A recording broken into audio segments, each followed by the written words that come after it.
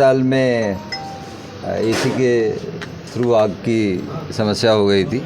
अभी आके हम लोगों ने देखा है, एक बैठक ली है जिसमें डीन साहब थे, हमारे जो नई आरडी मैडम हैं वो थी, आईजी साहब थे, कलेक्टर ग्वालियर थे। उनके साथ में बैठ के हम लोगों ने एक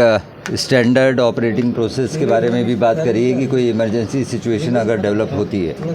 तो क्या सिनेरियो होना चाहिए, किस प्रकार के स्टेप्स हम लोगों के द्वारा लिए जाने चाहिए। जो इलेक्ट्रिकल के कॉन्ट्रैक्टर हैं जिनके पास में ये सबलेट करके कार्य दिया गया है अस्पताल की ओर से, उनको भी दिशा निर्देश दिए गए कि एक बार सारा पूरे बिल्डिंग्स को इसको चेक किया जाए। भविष्य के लिए भी हमने डीन को ये निर्देश किया है कि जो भी हॉस्पिटल्स हैं, चाहे नर्सिंग कॉलेज हों, चाहे महाविद्यालय हो, उनकी एक मीटिंग बुला के हम लोग ये प्रयास करेंगे उनसे डिस्कस करके कि इस प्रकार का सिनेरियो अगर निर्मित होता है तो किस तरीके से बेहतर ढंग से हम उसको हैंडल कर सकें। फायर ऑडिट की बात आज बैठक में हुई है। फायर ऑडिट कुछ जगह के हो गए हैं, कुछ जगह के शेष है। हम लोगों का पूरा प्रयास रहेगा कि पूरे प्रिकॉशंस रखे जाएं,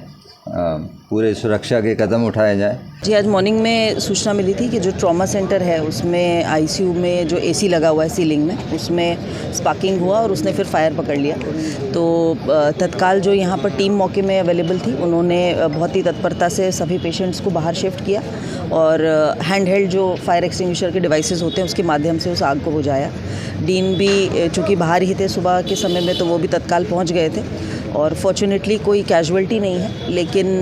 साथ ही अभी कमिश्नर सर ने, आईजी सर ने, हम लोगों ने विज़िट किया है और एक विषय जो निकल के आया है वो फायर सेफ्टी ऑडिट और इलेक्ट्रिकल सेफ्टी ऑडिट, क्योंकि रीसेंट पास्ट में हमेशा देखा गया जब भी इक्विपमेंट में कहीं फायर लगती है उसका रीज़न कहीं ना कहीं इलेक्ट्रिकल रहता है। और जैसा कि मैं आपको बता ही रही थी कि ये एक ट्रॉमा सेंटर है जिसमें एसी ऑलमोस्ट 24 घंटे चलते हैं, तो उनको कोई रेस्ट पीरियड नहीं मिलता है, तो निश्चित रूप से उनके ओवर हीट होने की संभावना बनी रहती है, केबलिंग के हीट हो जाने की संभावना बनी रहती है। तो इसके संबंध में एक डिटेल्ड एक बार ये एनालिसिस हो जाए और टेक्निकल टीम जो है ईएनएम और नगर निगम की जो इलेक्ट्रिकल विंग है, साथ ही जो इनके यहाँ कॉन्ट्रैक्टर है, वो एक बार प्रॉब्लम को असेस कर लें और आयुक्त महोदय की अध्यक्षता में हम दोबारा एक बार इसमें बैठ करके एक प्लान बनाकर उसको एग्जीक्यूट करने का रास्ता निकालें।